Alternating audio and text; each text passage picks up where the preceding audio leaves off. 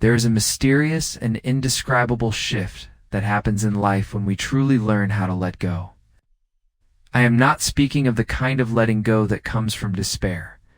The moment when we throw up our hands and say, "I quit," is not the essence of it. It's the letting go I wish to share here runs deeper, more subtle. It is the kind of release that frees the soul from the invisible chains of fear, pressure, and the urge to control every outcome in that moment. We awaken to a simple truth that we have overlooked for so long. Most of the suffering in our lives does not arise from what is missing, but from our refusal to release what has already passed. We suffer not because life has taken too much away from us, because we refuse to loosen our grip on what no longer belongs to us. In Buddhist teachings, this moment of letting go is described as opening to impermanence. When we stop resisting, stop clinging, and dare to release, it is also the very moment when the universe leans toward us. It begins to open new doors, to bring us precisely what we need, not sooner, not later, but exactly when we are ready to receive it. Think about it. How many times in life have you asked yourself, why isn't this working out the way I want? Why does the harder I try, the further the outcome seems to slip away? Perhaps in those moments of struggle, you had unknowingly built a silent prison for yourself. Its walls are not made of bricks or concrete, but of fear of losing, fear of loneliness, fear of change, fear of an uncertain future. And while you believed you were protecting something precious, in truth, you were only confining yourself within narrow walls of suffering. Picture yourself holding a handful of sand. The tighter you squeeze, the faster the grains slip away. Or imagine a small bird resting in your hand. If you close your fist tightly around it, the bird will panic, struggle, and eventually vanish. But if you open your palm, it may fly away, or it may choose to remain, resting there in trust. Life is much the same. What truly belongs to you will never abandon you, even if you stop holding so tightly. Yet in the modern world, we are taught that clinging means security. We are told that success and happiness come only through relentless effort, control, and possession. So, we hold on to jobs that no longer serve us, fearing the risks of change. We cling to relationships that have run their course, terrified of emptiness. We clutch at outdated images of who we once were, too afraid to step into the unknown self that is waiting to emerge. And so, the tighter we grip, the more exhausted, anxious, suffocated we become. At times it feels as though we are wanderers, carrying a heavy backpack, stuffed not with tools for our journey, but with invisible stones. These stones bear names: regret, fear, shame, expectations. Some were placed upon us by others' criticism, judgment, comparison. Others we placed there ourselves, old mistakes we refuse to forgive, stories we cannot stop replaying. And yet, the moment we pause, open the backpack, and name each stone, regret, fear, control, and gently set it down, we feel our shoulders lighten, our breath deepen, our steps grow steadier. In that instant, we realize much of what we have carried all along was never truly ours to bear. In the words of the Buddha, the root of suffering is clinging updana. We cling because we think we are protecting, preserving, or even loving. But in truth, clinging is bondage, a subtle chain that ties us not only to the object we grasp, but also to our own restless mind. What we mistake for safety is actually the very source of our suffering. And so, what would happen if we dared to let go? If we loosened our hand, even just for a moment? Not only would we grant freedom to the people, situations, and dreams around us, we would also grant freedom to ourselves. And in that release, we create the space for something new to enter. A clenched fist can receive nothing, but an open hand can welcome the infinite gifts of the universe. Letting go, then, is not a sign of weakness. It is an act of faith. Faith that rivers will find the sea without being forced. Faith that what belongs to us will find its way home. Faith that life already knows where it is going, and that our task is not to push, but to trust and walk in rhythm with its flow. Each video we share together is a doorway into calm, clarity, and timeless Buddhist wisdom. And today, I invite you to walk through this doorway with me to explore the art of letting go, how to free yourself from the invisible chains, how to live with greater ease, and how to finally allow the universe to deliver the gifts you truly deserve. When we begin the journey of letting go, we must first recognize a profound truth. Clinging does not protect us. It imprisons us. 1. The silent prison of holding on there is a strange comfort in holding on. We convince ourselves that if we cling tightly enough, nothing will slip away. That a relationship will remain, a career will not change, and life will stay under our control. But beneath this illusion of safety lies a quiet prison. Inside that prison, the heart grows heavy, the mind restless, and life itself seems to shrink within narrow walls of fear and control. The tighter we hold, the faster what we love escapes, slipping through our grasp like water through clenched fingers. Buddhist wisdom teaches that attachment is the seed of suffering. When we cling, love turns into possession, trust turns into fear, and appreciation turns into the desperate urge to control. What feels like protection is, in truth, a subtle chain. Picture a small bird resting in your hand. If you close your fist around it, its fragile body will panic and struggle until it is gone. But if you open your palm, the bird may fly away, or it may choose to stay, resting there in peace. Life is like that bird. It does not flourish when trapped. It thrives only in freedom, too. The invisible weights we carry, what exhausts us in life, is not only what we cling to, but also the invisible weights we carry day after day. To others, we may smile and keep moving forward, but inside, something drags at every step: memories, fears, regrets. Buddhism reminds us, suffering often does not arise from the present moment, but from the past we refuse to put down. It is like walking with a heavy backpack filled with stones, forgetting that we have the choice to set it down. Some stones are named regret, comparison, fear, control. Some were handed to us by others, expectations, criticism, judgment. Others we picked up ourselves, mistakes we won't forgive, grudges we keep alive. But the moment you pause, open the backpack, and name each stone: regret, fear, control, and place it gently on the ground. Your shoulders feel lighter, your breath deeper, your steps freer. Then you realize much of what you carried never belonged to you in the first place. To release these stones is not weakness, is wisdom. A traveler who insists on carrying unnecessary weight will never reach the mountaintop.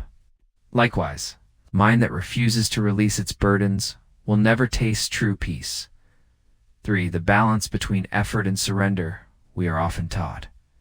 If you want something, you must strive with all your might. And yes, effort is necessary. But sometimes, the harder we push, the further away our desires seem to drift. It is like trying to push the river to make it flow faster. Impossible. The river already knows its way to the sea.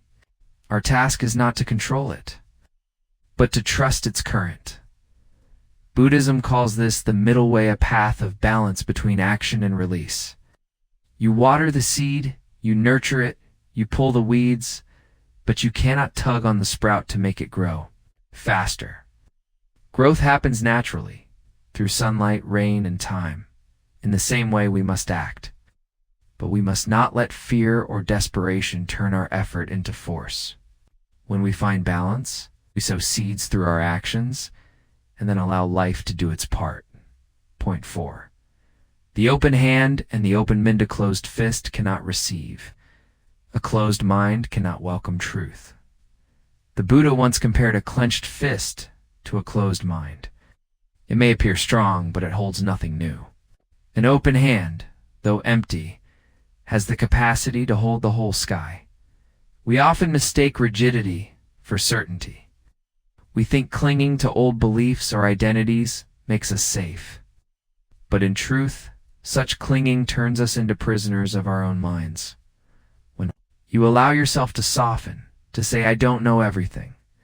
I am willing to learn," life suddenly expands. Just as hard soil cannot nurture seeds, a rigid mind cannot grow. But loosen the soil, and the seeds will flourish. 5. The pause. That feels like nothing. What many people fear most after letting go is not loss, but the empty space that follows. When you finally release your grip, life often greets you with silence, with stillness. That stillness can be unsettling. We rush to fill it with a new relationship, a new job, a new distraction, anything to avoid the void. But Buddhist wisdom teaches that emptiness is not an enemy, it is fertile ground. A field must be cleared of weeds before new seeds can be planted. Likewise, the soul needs space to prepare for new beginnings. The pause after letting go is like a bow being drawn before the arrow flies. It is not wasted, it is the necessary tension before release. The silence is not absence. It is transformation. In progress, when you learn to rest in this stillness, you discover that what once felt like nothing is actually the foundation upon which everything new will grow. 6. Gentle tests from the universe. A paradox often arises after we finally let go. Instead of immediate relief, life sometimes brings us unexpected challenges. A delay, a closed door, a difficult conversation may suddenly appear, making us question our choice to release. But these are not punishments. They are like gentle waves from the universe, testing our trust. Are you truly ready to let go? Do you still believe in surrender when it's not easy? Buddhist wisdom teaches that letting go is not a single act, but a lifelong practice. It is not something we do only in moments of calm, but something we must continue even when the storm returns. Think of the tides. When the water pulls back, the shore feels empty, barren. But the tide always returns, often bringing seashells, treasures, and new life with it. The retreat is not the end. It is preparation for a greater arrival. Point 7. The art of letting go without losing. We fear that if we let go, we will lose what matters most, our loved ones, our dreams, our future. But Buddhism offers reassurance. What is truly yours can never be lost. Letting go does not mean abandoning. It means trusting. Just like a kite, when you release it into the wind, it doesn't fall, it rises higher. In the same way, when you stop clinging and allow space, love grows deeper, dreams evolve, and even your own self transforms. Letting go is not severing connection. It is strengthening the invisible string of trust that keeps you connected to life. This is the art. Shifting from holding out of fear to trusting out of love, and in that shift lies true freedom.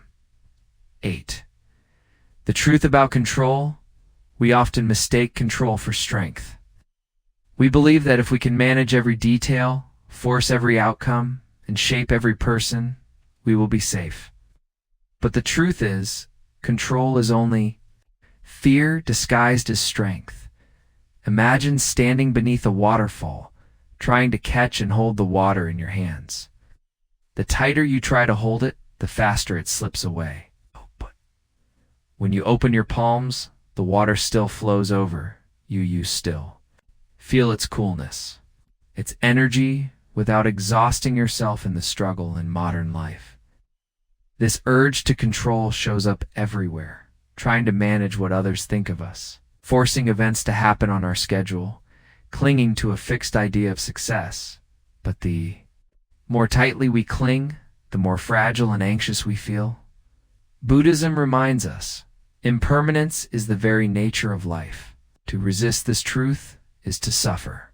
To accept it is to find peace. Real strength is not in forcing the world to obey our will, but in adapting gracefully to its flow like a sailor adjusting the sails. It's moving forward not by fighting the wind, but by working with it. 9. The space where miracles arrive. Cup that is already full cannot be filled. A heart that is crowded with fear, regret, and old attachments cannot welcome new blessings. This is why Buddhism sees emptiness as sacred. By clearing out what no longer serves, old habits, outdated relationships, limiting beliefs, we do not lose, we make room. Picture a harvested field. At first, it seems barren, stripped of life. But in truth, the soil is resting, preparing for the next season of planting. What looks like emptiness is actually readiness. So too with our lives. Empty space after a goodbye, after a job ends, after a chapter closes, is not an ending, but an opening. It is the clearing of ground, so that something new, something better, take root. 10. Trusting the invisible threads at times. Life feels like a tangled tapestry. The joys and sorrows, the delays and detours, all seem disconnected, chaotic.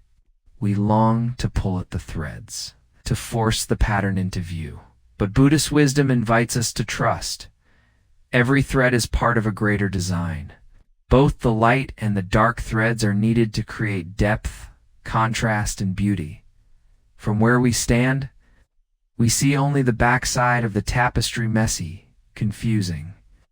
But one day when the cloth is turned, we will see the masterpiece that was. Being woven all along, trusting the invisible threads, means walking with patience. Accepting that not every answer is revealed immediately. It is not passive waiting, but an active faith that what seems unclear now is still part of a perfect whole. 11. Letting life lead. We are taught to always take charge, to plan, to keep both hands on the wheel. But there is a deep peace that comes when just once you allow life itself to lead. Think of a dance. Sometimes you guide, sometimes you follow. And it is in this partnership that the dance becomes beautiful. Life, too, is a dance. If we insist on leading every step, we miss the rhythm. But when we loosen our grip and allow life to take our hand, we are guided into places we never imagined, places of deeper peace, unexpected opportunity, and surprising love. The Buddha taught that awakening is not only found in still meditation, but also in listening deeply to life itself, the rising and falling of breath, the turning of the seasons, the opportunities that appear when we stop chasing. To let life lead is not to lose power. It is to trust a greater choreography at work, one that knows your path more clearly than you do. When you stop fighting for control, you discover that life has been waiting to sweep you into something far more beautiful than you could have created on your own. Letting go at first, it may sound like an act of loss. But when we truly experience it, we realize it is the gateway to freedom. Throughout this journey, we have seen that much of our suffering does not come from the present moment, but from what we refuse to release, a person, a memory, an outcome, or an old belief. We think that holding on means protecting, but in truth, it is fear wearing the mask of love. The Buddha once said, "You only lose what you cling to." These words, though simple, carry profound wisdom. For what truly belongs to you, authentic love, peace, opportunities aligned with your path cannot be lost simply because you opened your hand. In fact, when you release, they gain the space to breathe, to grow, and sometimes to return to you in an even more complete form. Think of a kite. In your hands, it is still and lifeless. But when you release it into the wind, it rises high, dancing against the sky. What you must do is not to grip tightly, but to hold the string with trust enough to stay connected and enough to allow freedom. So it is with life. Letting go is not losing, but trusting that what is meant for you will always find its way home. Along this path, you also learn to face the silence that follows release. When you loosen your grip, life often leaves a pause, an empty space. Many rush to fill it with new relationships, new goals, new distractions. But if you wait, you will see that emptiness is not a void. It is the fertile soil where transformation begins, as life quietly rearranging itself.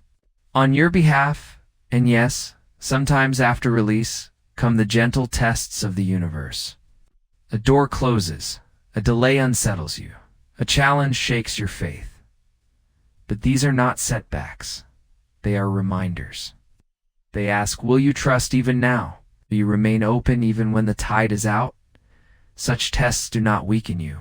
They prepare you for the greater gifts already on their way. In the end, we discover that life is not always ours to lead. Sometimes the deepest peace comes when we let life guide us. Like in a dance, there are moments when you lead and moments when you follow. And often, it is when you follow life's gentle guidance that you find yourself in places your mind alone could never have taken you, places of greater love, deeper peace, and unexpected blessings.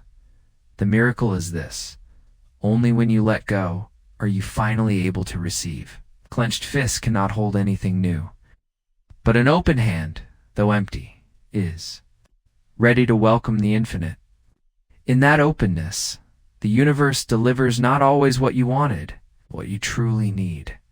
So ask yourself, what are you clinging to today? A person who has already walked away, a job that no longer nourishes you, a story from the past that keeps you bound? What would happen if, just for a moment, you loosened your grip? The world would not collapse. In fact, you might feel a breath of relief, like the first breeze after a long and stifling summer. Letting go is not surrendering to weakness. It is the greatest act of courage. It is the declaration, I trust the universe. I trust that what is mine will come and what is not will pass. And in that trust, you open yourself to a flow far wiser and kinder than anything you could have forced. When your hands are open, when your heart is clear, you will not only receive what you hoped for, but often far more unexpected gifts, unseen blessings, quiet miracles. These do not arrive because you demanded them, but because you created space for them to find you. So if tomorrow the universe came knocking, what would it find? Would it see you clutching yesterday's weight in fear, or standing ready with open hands and an open heart, prepared to receive? Choose the courage of letting go, for when you finally let go, you do not lose, you simply make space to receive what you truly deserve.